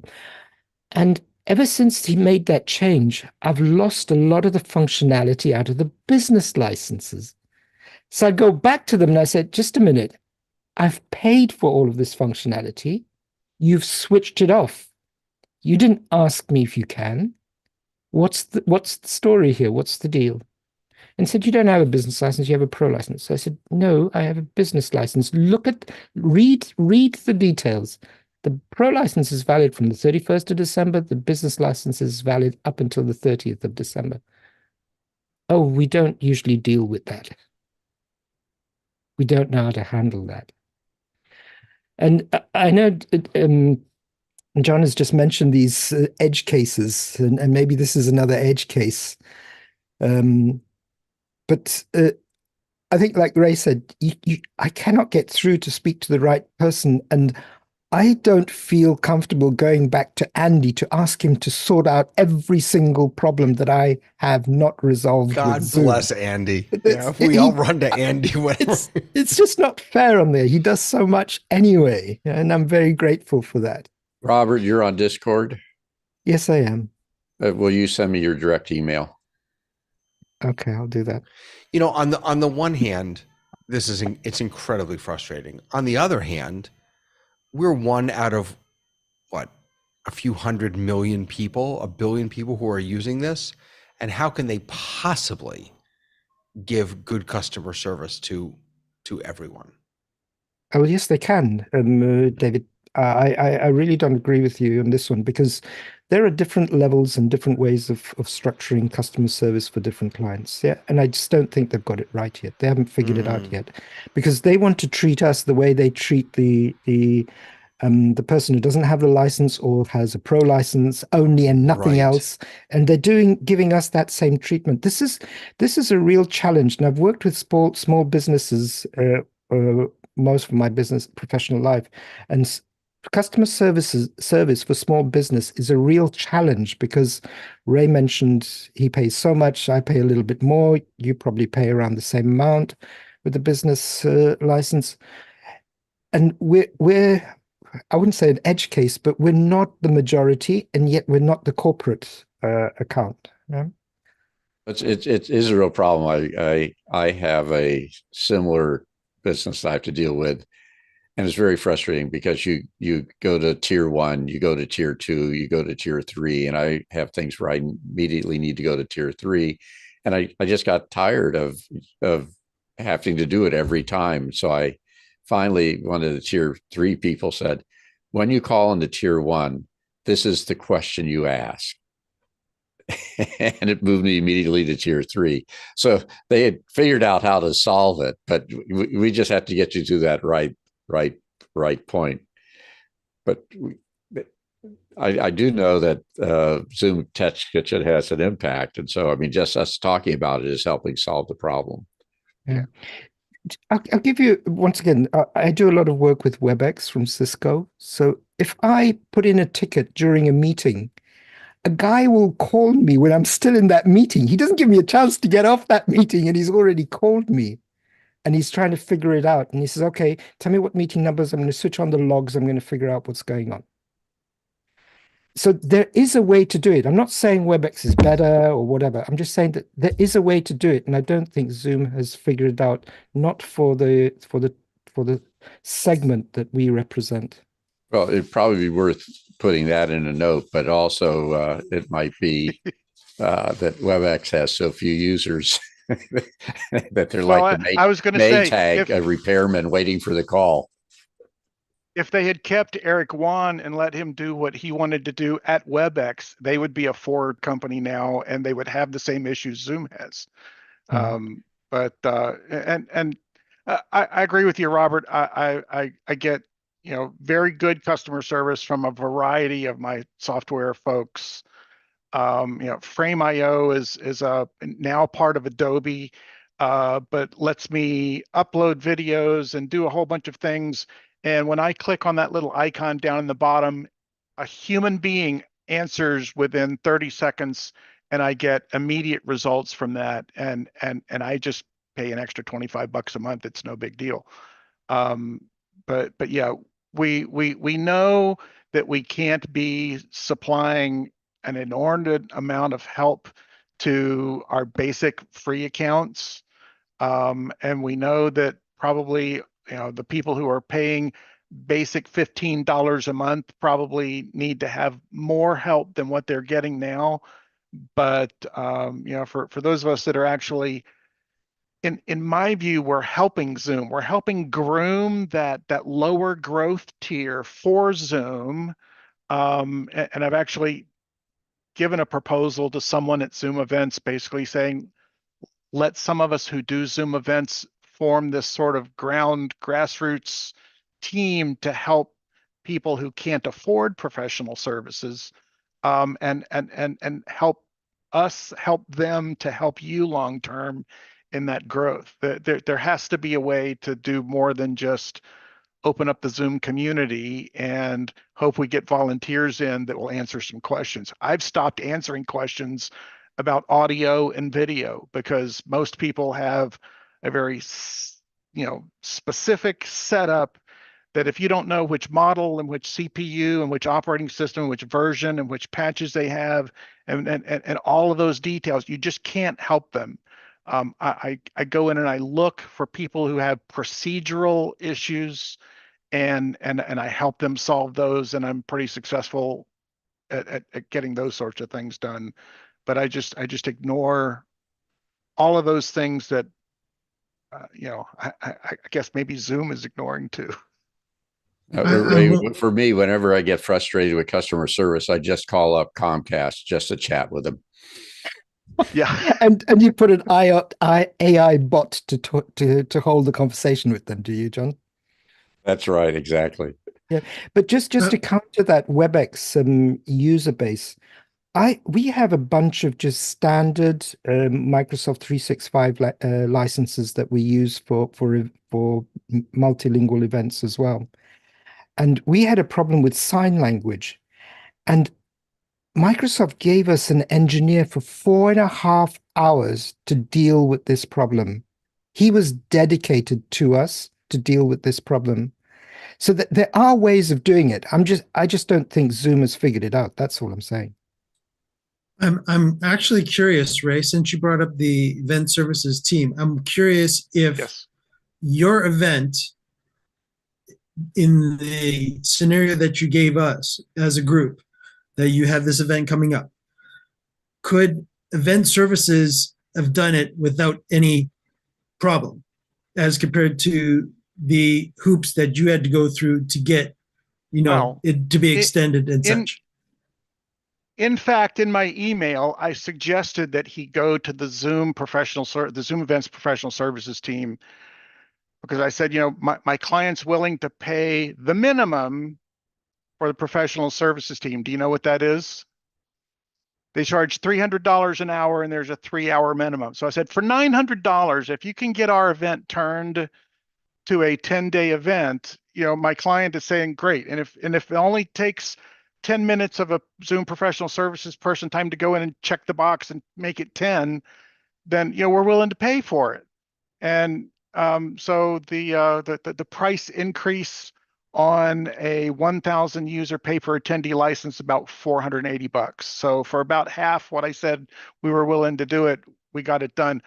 Yes, the Zoom Events professional services they'll do whatever you want if you've got deep pockets. The one session that I was in at Zoomtopia had Robin Bunovich and 2 other Zoom Events people and Julie from Glassdoor. And Julie from Glassdoor was singing their praises, how I probably said this a week or two before, how they had their specialist internal who had done all the prep for it, got laid off in a massive riff, and all of their Zoom event stuff was all deleted and there was no way to get it back.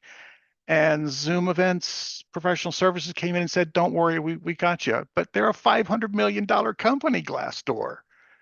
I don't do $100,000 worth of business in a year. And most of the people I work with are nonprofits that probably don't have that much of an annual fund. So I think, those of us who like to work in this environment, need to have a way to kind of say, look, we've kind of been vetted. We've vetted ourselves and you guys have vetted us. We're the smaller group, but 2 of us agree that this particular thing is a big issue, and then get 4 hours of somebody's time to fix it, because they're not just fixing it for the 2, 4, 6, or 8 of us. It's a larger group that we represent. And yeah, bless Denise Lahat and the work that she does sort of behind the scenes. She really has been able to get the ear of some people and get some things on the release notes each month that really do matter to people. And I just think there's a group of us sort of need a voice to a real channel, not just pulling on Andy and me pulling on my internal Zoom events guy. We need a real channel to be able to say, we found some issues, we'd like them to be looked at. So Ray, right now there is no specific, is there a specific sales team for the event services group or no? There is a portion of the Zoom events group that is part of marketing, but I mean, it's marketing. It's not really direct sales support unless you are one of their enterprise clients and you're in the $100,000 a year more range, and then they'll assign a TAE to you. But because my thought to that is actually that a lot of us in our group here actually should have an account rep that's at the event services group, because of the fact that we do event services, but we are not, they can have the service arm of the larger clients, but have a sales department that know our needs, because it's the same needs they need, that know our needs and are able to sell us the Zoom products that we need so that we can do what we need to do. Yeah, it's part of the proposal that I sent over to someone in Zoom to basically let's set up a group where we all sort of I know so-and-so and I've seen their work, and we have an acknowledged group of people, A, who can help your lower tier Zoom events clients, and B, who have a specific road into Zoom to get problems fixed. that when you hear from one of us, it's not one of the masses who's just like, it's my first day using Zoom events and I don't know how to get a speaker installed. And be able to kind of get that in place and working. And they have some communications issues and that sort of stuff. And I've gotten some acknowledgement of, I've seen your proposal and I'll get back to you. So we'll see how that turns out. The good news from where I sit is that I don't get everything I want, but Zoom has been unbelievably responsive to our community's requests and needs and wishes and desires. And so that's so none of this is bashing Zoom. This is all about how do we make it better. And I agree with you, David, especially across the broad spectrum of Zoom. But Zoom events is really a very niche area that I think needs a set of special and also, channels in and also the newest and of out. In many ways the newest baby of the Zoom world, and so it's still quite young, I think. So Ray, this reminds me of back in my university days, we had a common lab that was used by 5 of the colleges.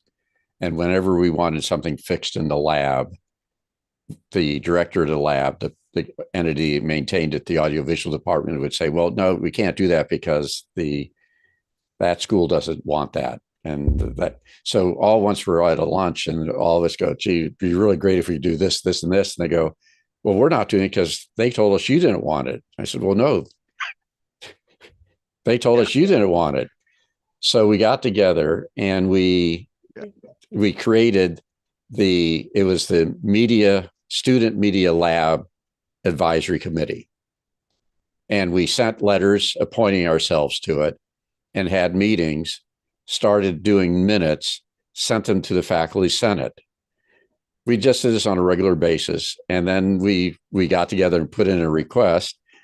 And all once there was this big roha of funds that came in, and somebody said, well, let's send it to the committee. Well, who's your appointment?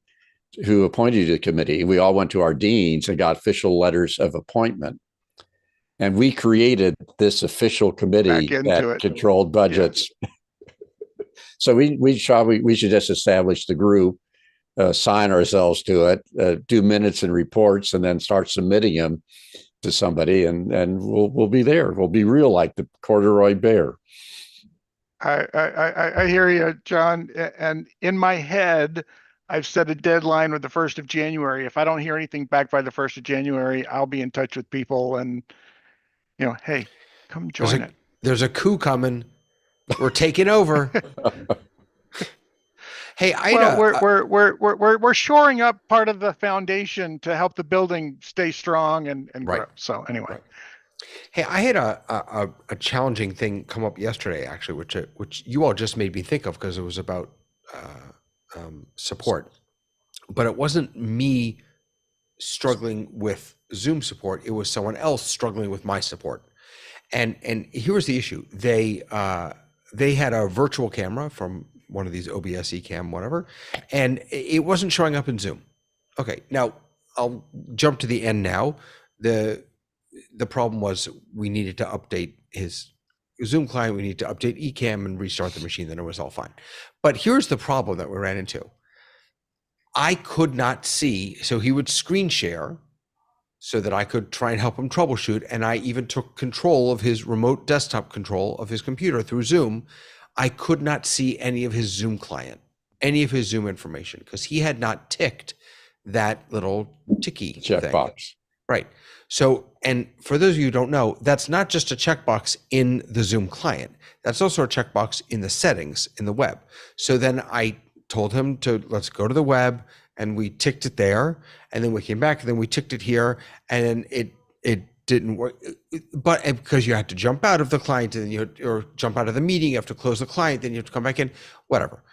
Bottom line is, that was a real, I couldn't do anything because I could not see his client. There was no way that I could help him And it was incredibly frustrating. And I was thinking to myself that I completely understand not wanting to have that turned on by default for screen share. That makes perfect sense to me. But when someone is requesting control of your desktop, so presumably for, in some cases at least, support, it seems that maybe that should drop and I should be able to see everything natively. Am I wrong about that? I think that's a wish you have, David. I don't know why they do that, but I can tell you the workaround it, because we have this issue very often, especially with interpreters. We start a second meeting and ask them to, on the same machine, to go in what's it called? In the browser, but in Web browser, yeah. No, the protected view, the Incognito? Incognito, thank you. In Incognito, so that Zoom doesn't realize that it's starting a second Zoom session in the browser. Goes into the browser and then you just share screen. Okay, wait. Hold on. What did you just say? You can join the same meeting from your browser with an incognito window? No. You have to. I don't know if you can join the same meeting. We usually set up a second meeting. Okay. Yeah, and in the incognito window, the person logs on and then shares the screen of the first meeting that he's having issues with. Yeah.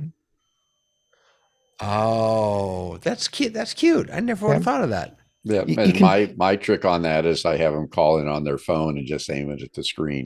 It's faster than getting them to figure out how to do all that switching and restarting. So I send them an invite to their phone and then just point it. Yeah, I didn't want to say Robert, this. that's a good way of doing it. I hadn't thought about that. That's really a clever way. If you want to stay on Zoom, but sometimes I just send a WebEx link and they log on to WebEx, the second meeting on the same computer and screen share. Yeah. Same thing. Huh. All right. That's fantastic. Two good solutions to that. So let me share this post that we had from Jared over in our Discord. He says, I'm in a Zoom meeting. I have the PC displays set to dual display. I have used dual monitors I have used dual monitors selected in Zoom and have the quote, always display participant name on their videos unselected. Okay. We're not signed into Zoom, but just join the meeting. We have 2 active users in Zoom. You know what? This is ridiculous. Hold on.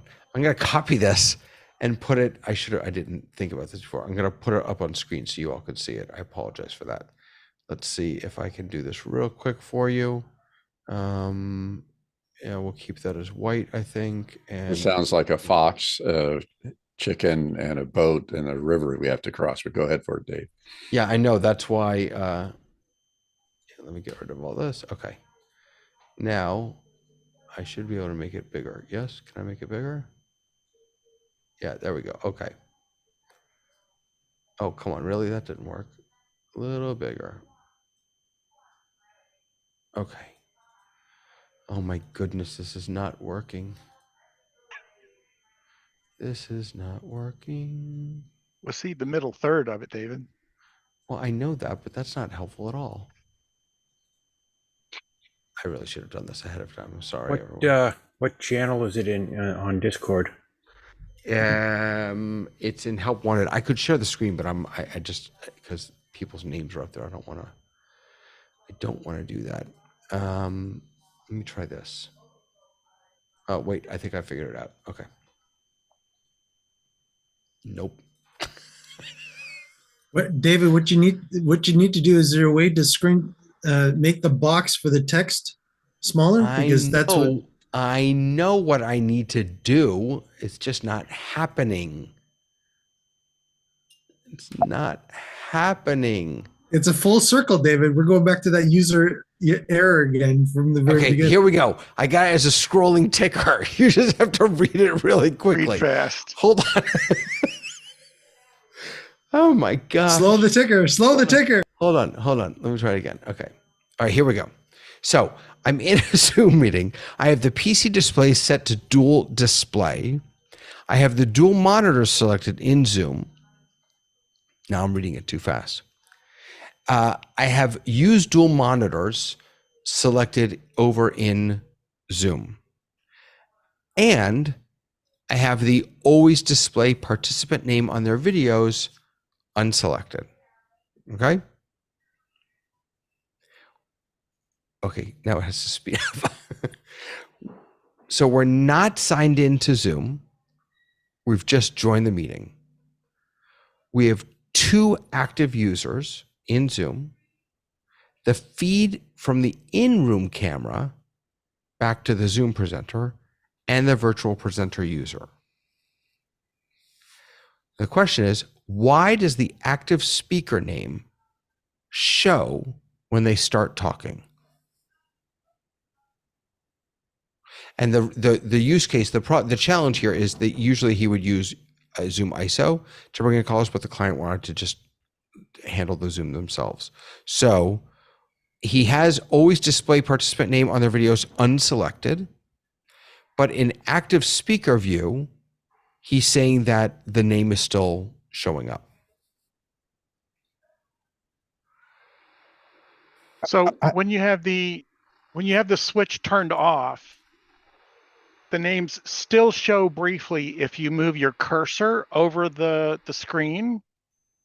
And I'm guessing that some part of giving that focus to that window kind of triggers that same thing, and Zoom puts it up there probably for the, I don't know, 3 or 5 seconds or whatever, and then it probably goes away.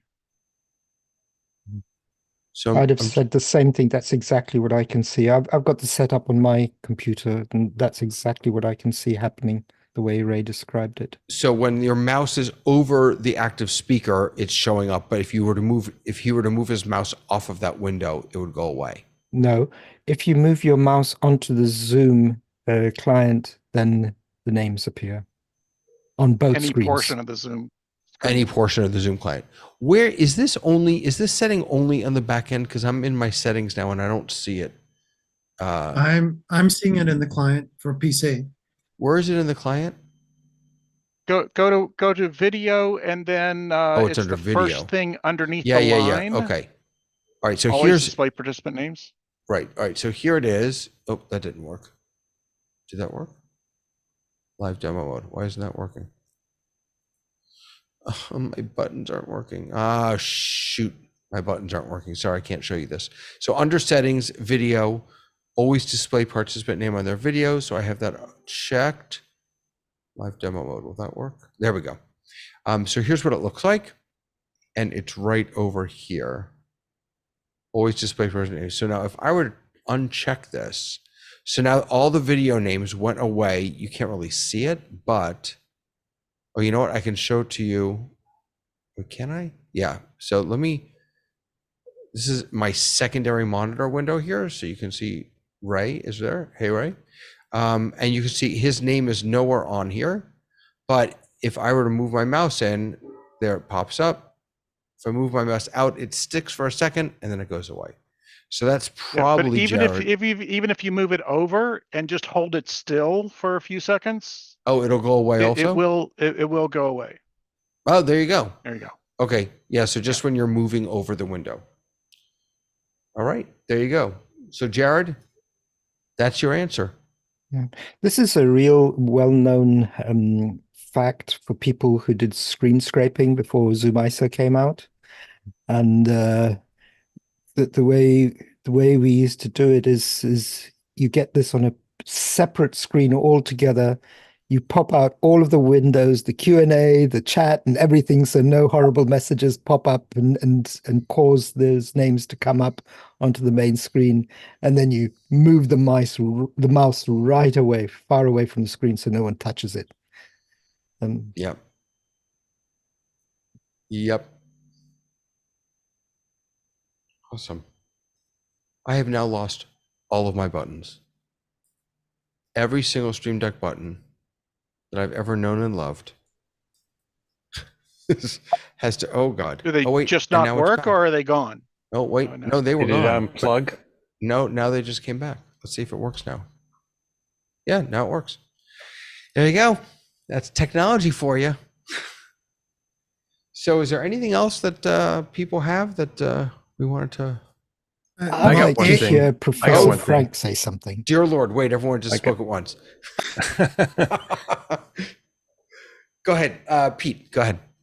Okay, so I was running a webinar several months ago, and actually earlier this year, and all of a sudden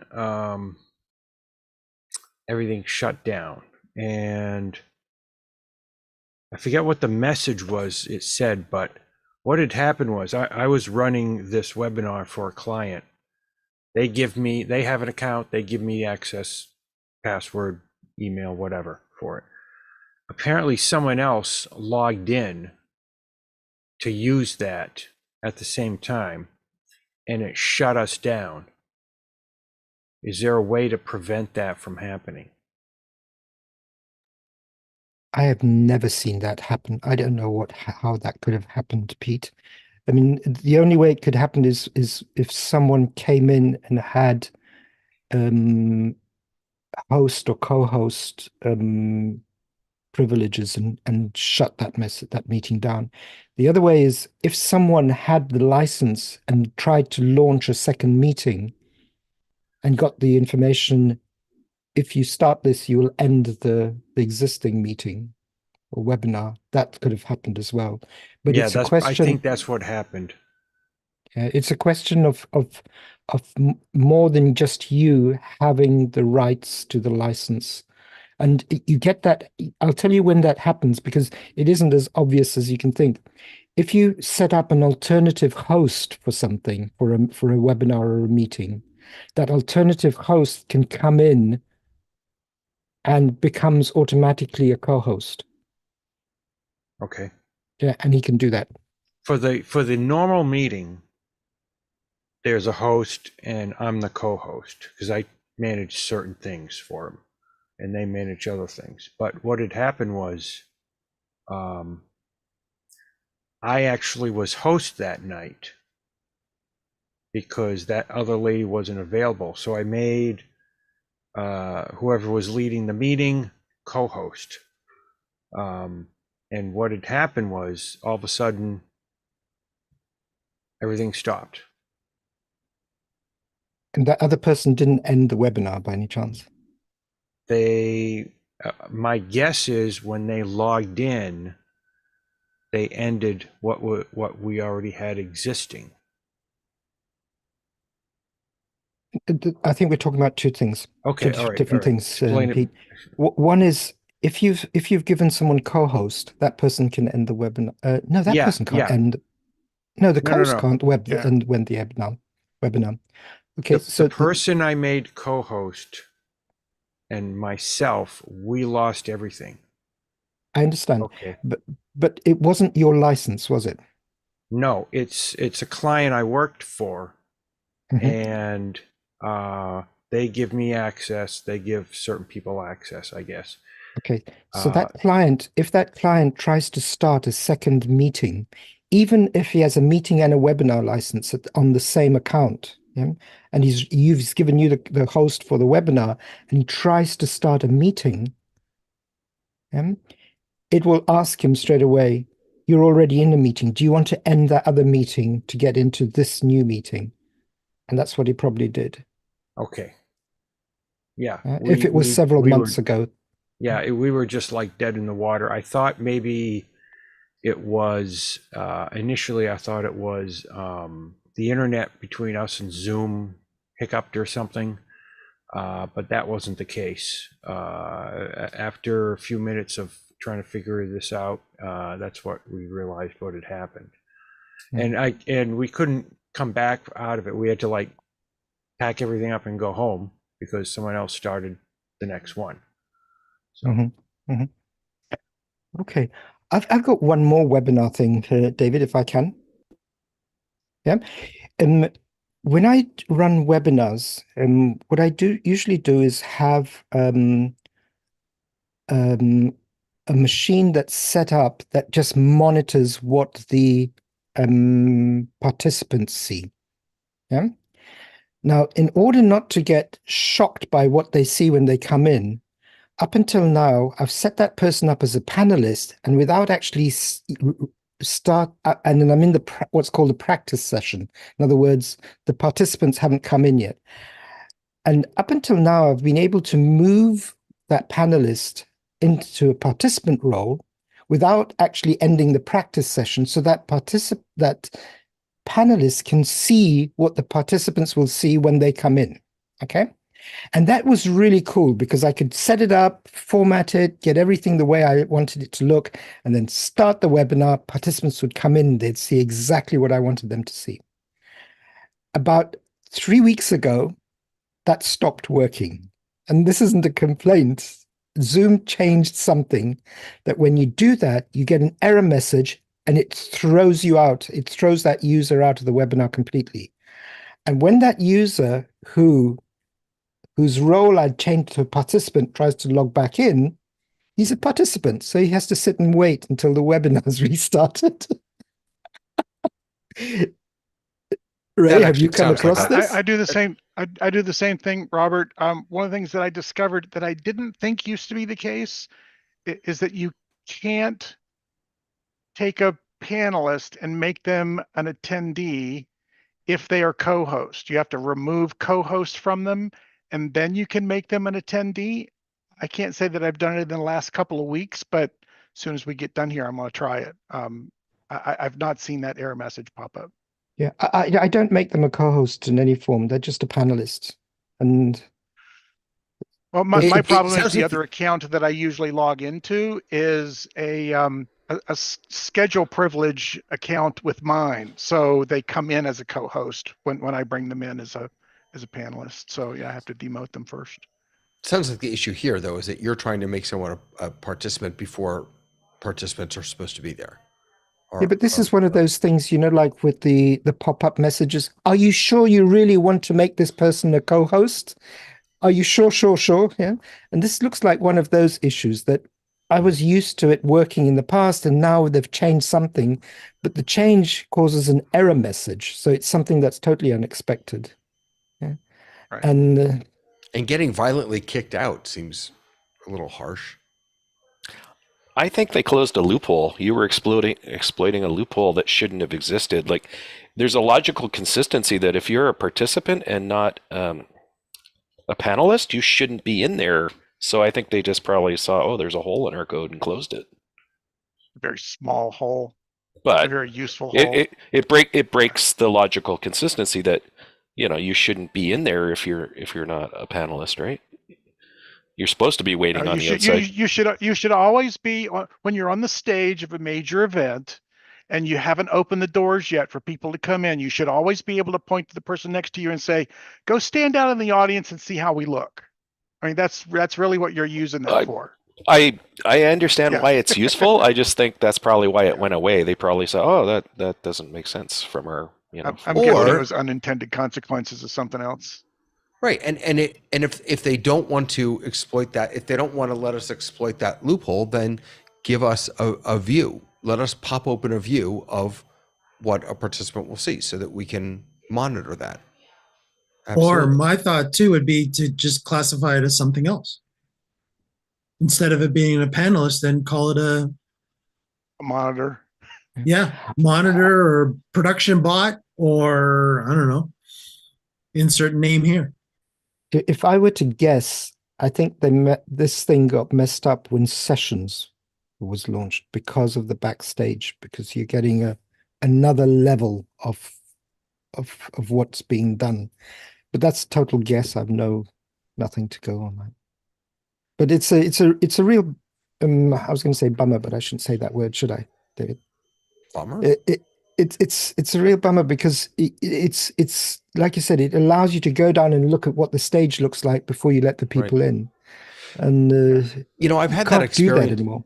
I've had that experience a lot with audio because when I got this Rodecaster Pro 2, I was so excited that I would have like monitor mixes, and then I immediately realized, and as a musician, I've always worked with monitor mixes, but I was never the one to actually control them. As soon as I set one up for myself, I realized, oh, wait a second. I can't monitor what the people I care about are actually going to hear. I mean, I know that I have this set up so that I can hear what I want to hear, but I also need a way to make sure that they're hearing what I want them to hear. And so both for in all the, and this is why if you're doing this kind of work, if you're doing an important Zoom, look, if you're just doing a meeting, who cares? But if you're doing an important Zoom, you should have someone and a way to communicate with them, whether it's text or whatever it is, who is in the room as a participant and can give you feedback. If you don't have this set up to watch this yourself, have a plant, a production bot, but a real person to actually tell you, hey, you're too loud, he's too loud, this isn't coming through, or it looks like your video is 1918 by 1078 and it's all fuzzy. So yeah, I actually do that and have an attendee log in on the computer that I'm showing now, and I have Yulene over there as well, getting the audio from that other login, and that's the only way really I can tell what are they hearing and what are they not hearing, and that's our YouTube over there. So yeah. Wow, you can really see my my thing here on the camera. I just noticed that. I hadn't seen that. I have a what's this called? It's like a cold sore. A love bite. I have a cold sore. Oh. It's called a love bite, David. It's a love bite. Lip. Well, my wife's out of the country, so I'm not sure. What? But I didn't realize you could. Boy, it's really coming out on Zoom. You know what? Zoom has such good resolution. I mean, that is beautiful right there in Zoom. And David's paying for such a good account too. Yeah, that's right. That's right. And one of the things that we talked about last week or the week before, I just want to mention the ability to switch between accounts. I finally updated and I got all that done. That is so slick. It is so slick. Yeah. With you, I did it right before this meeting. Absolutely. Yes. Now, what I'd love even more is right now you can only have 2 accounts. So again, I know this is absurd. Like most people don't, but you can't add more than 2 accounts. At least it doesn't seem that way to me. I would love for them to be able to allow us to. Let me actually look here. I think on the back end, the admin of the account, the owner of the account, can actually change that number. I think the default is 2, but I think you can change it. Where? Wait, I'm logging in right Maybe now. in security. I can't remember. It's brand new and I haven't spent much time with it, but I thought I saw a place where you could change the increment. All right, hold on. I'm logging in right now. Let's see if we can do that real quick. Watch, I'm wrong, but I think I came across that. That would be amazing. I would love that. Frank, actually, you might want to talk about what you actually put in chat for everybody, the request form, while you're here. I don't know. Are we past that part of it? So I've been listening to you guys. I was busy multitasking, but I've been listening all day. I've been somewhat successful in getting feature requests. I think one person's feature request probably doesn't carry a lot of weight unless it's really compelling and it gets to the right people, which you guys talked about earlier. But in order to make a feature request with Zoom, you have to make a use case. And the form I put in the chat is basically what you have to do. You have to tell them, a high-level description of what it is. What are you trying to solve? The business case, a user story, feature description. And what I always try to do is also try to tell how it will help other users, not just me or my organization. What's the broader use case for everybody? Why is it going to make life better for other people as well? So you can just put feedback in. Ray was talking about that earlier, but if you want to put a feature request in, they really want this in this format that I've put in the chat. Frank, it might not be a bad idea if there's a way for us to put that in Discord for the community as well. Yeah, I'm not sure who you can send it to. I have a customer success manager, and I don't know if regular people can put it in if you don't have an enterprise or business or higher account. But even if you were giving feedback, if I was making a feature request as an individual, I would still do it in this format. I don't know if there's a text character, Ray, in the new kind of feedback, whatever you want to call it, form or whatever it is, the new tool process.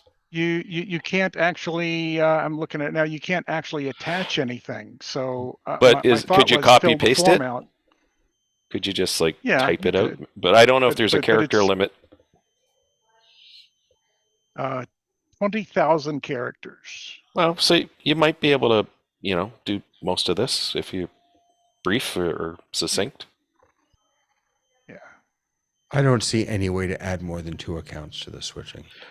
Let me have a look after the meeting, and if I All find right. it, I'll Yeah. drop it in Discord. I searched in settings and account settings and all that other good stuff, but those I'm 87% certain I saw something where you could change it to more than 2. well, I would love that. That would be awesome. Maybe we have different licenses, but I Yeah. don't know. All right, folks. For those of you who are celebrating, I hope you have a wonderful Hanukkah. And I think that's it. I think we're good. It was so nice to see all you guys. Thank you so much for popping by. Very good. Thank you, we had Dave. a lot of stuff done, a lot of good stuff today, a lot of good discussions. Zoom, we love you. Andy, we love you. And we'll kick it around again next week. Have a wonderful weekend, everyone.